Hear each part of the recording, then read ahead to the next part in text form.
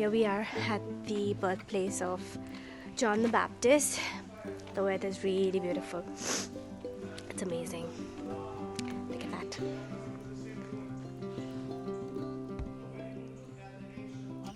Ein Karim is a village in the hill country of Judah where John the Baptist was born.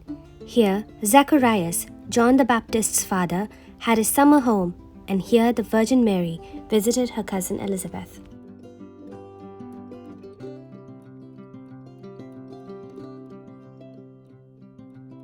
The Church of Visitation was built at this very place.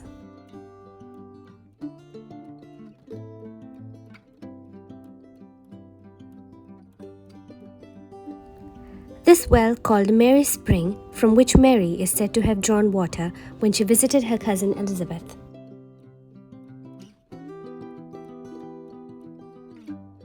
The next stop in the itinerary was the Mount of Olives.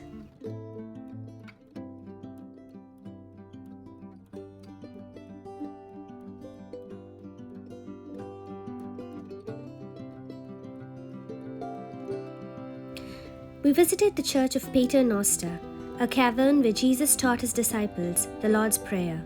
It is now a chapel and a Carmelite cloister.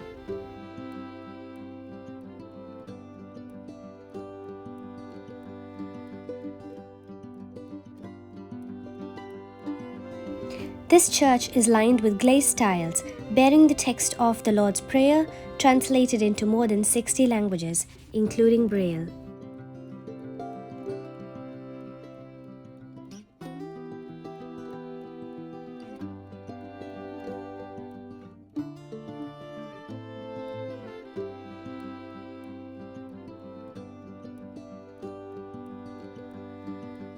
Jehovah and Fat, which means God will judge, because they believe that the day of judgment, it will be at this valley. We have many prophecies. Let's say the book of Joel chapter 3.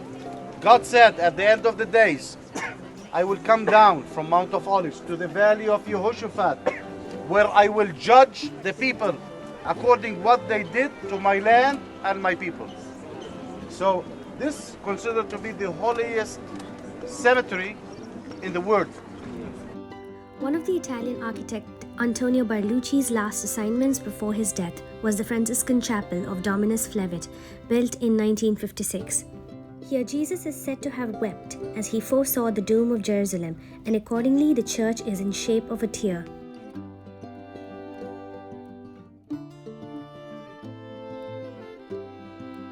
Walking down the slope and towards the Garden of Gethsemane, which is situated in the Mount of Olives.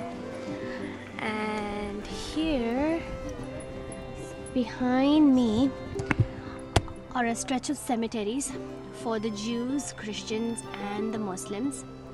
So in these religions it is believed that the bodies are not cremated but buried, in the hope that the Messiah will come and judge the living and the dead, and in the hope that these bones will relive again. We are in the Garden of Gethsemane, where Jesus cried and sweat blood and tears.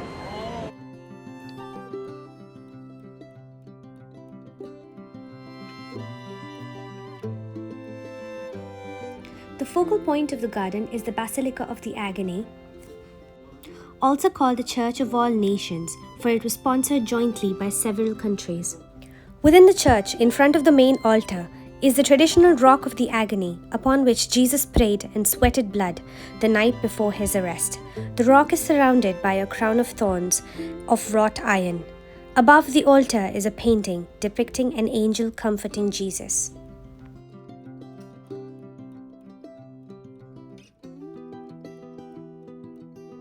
Has been there since the time of Jesus and has been around for more than 2,000 years. We're on the way to the Nativity Church. It is said that Jesus was born here, and this was the first church ever built in the history of Christianity, which is about 325 AD by the mother of Constantine, Queen Helena. This was the only church that survived all destruction and all wars and fires, and the only church that hasn't been destroyed. From the very beginnings of the Christian era, this was a sacred grotto, above which, in the 4th century, Emperor Constantine constructed a large church, first piercing a hole in the cave roof for the faithful to look down into the holy place, then erecting an octagonal altar over it. The altar is still there.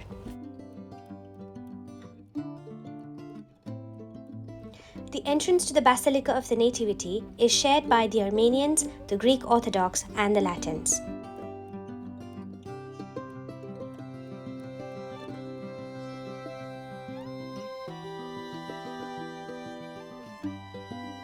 Me and my dad found a place to sit.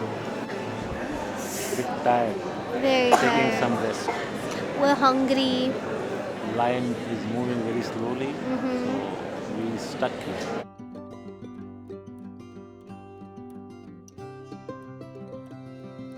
Curved steps descend to the grotto, where a silver star overlies the spot of Jesus' birth. It bears the Latin inscription, which means, "Here Jesus Christ was born of the Virgin Mary."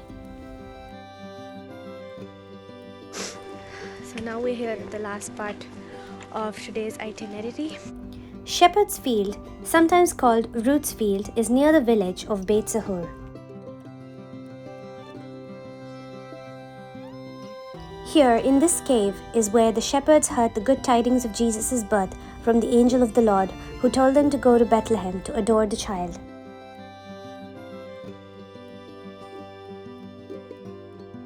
We then proceeded to another cave which was slightly renovated to hold mass celebrations.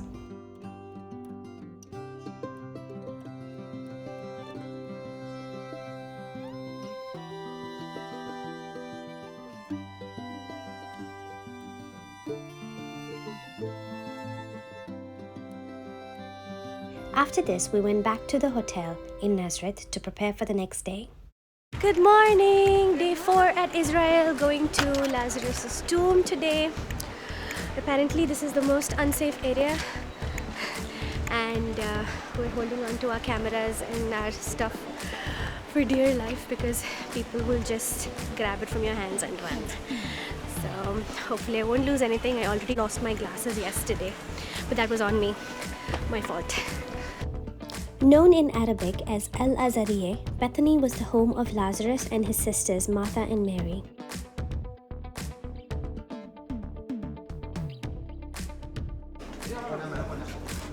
Hi, kitty. Oh, there's one more. Hi, chunky kitty. Hi, you fluffy. So the story goes like this. Lazarus became ill and died, and when he had been dead for 4 days, Jesus came from the river Jordan on his way to Jerusalem and restored him to life. So what's left is the grave of Lazarus, built by Antoni Bartolucci in 1954. It incorporates 4th, 6th and 12th century remains.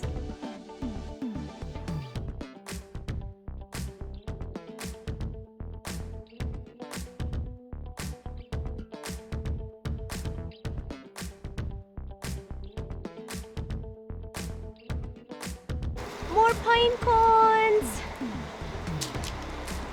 Oh, so pretty. I'm gonna take this one home. This one's for Daddy. Mommy found one too? Yes, two. You found two?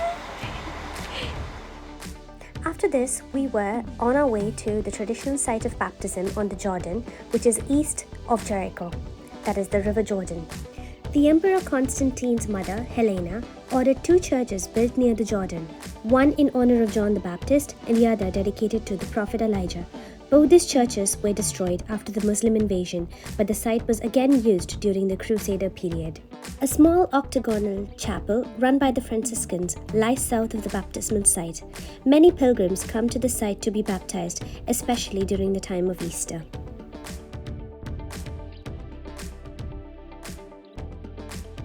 Now it was time for the most exciting part of today, the Dead Sea, which is not actually a sea but a large salt lake. At the Dead Sea, me and Mama are planning to float on the Dead Sea for a bit, but we were told that we'll have to be extra careful and we'll not have to spend more than 10 minutes in the water, or else it can be very toxic to your body.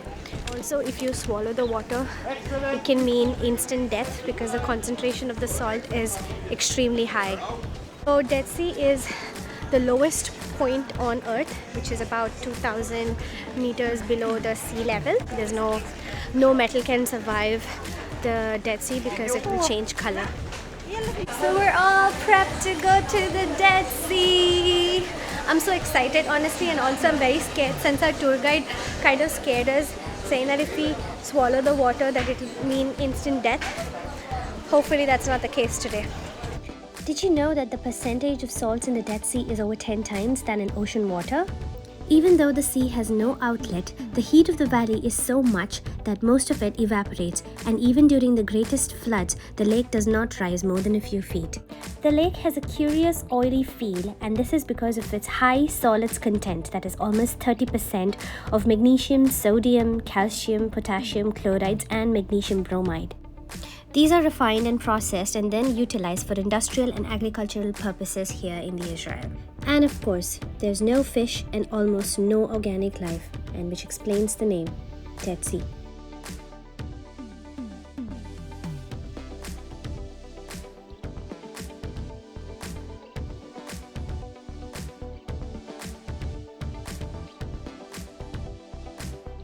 So I finished my 5 to 10 minutes of the Dead Sea swim, and I was trying to put my feet on the ground, and the sand or the mud, it looks like clay, which is on the seabed, is very slippery. So I lost my balance when I was trying to stand up, and the water went into my eyes and it started burning so badly.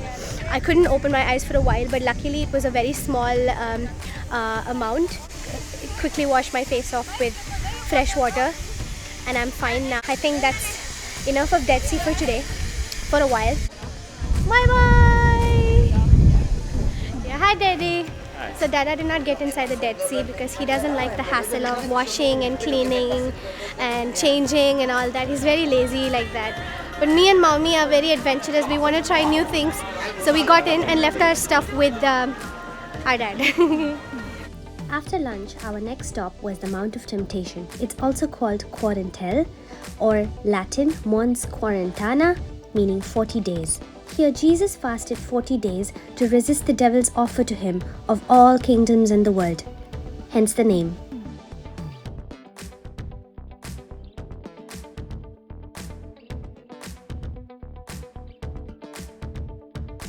So if you want to buy Dead Sea products, it's better to buy at Jericho than at Dead Sea itself, because these products are much more cheaper and of better quality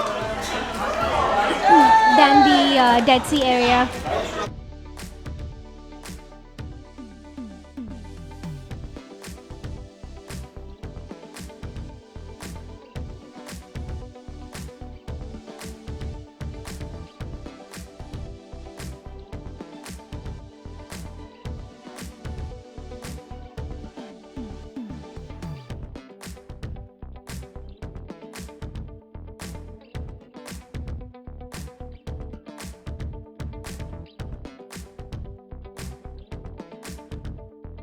And then we had Mass here at the Good Shepherd Church, after which we retreated back to our hotel in Nazareth to prepare for the next day.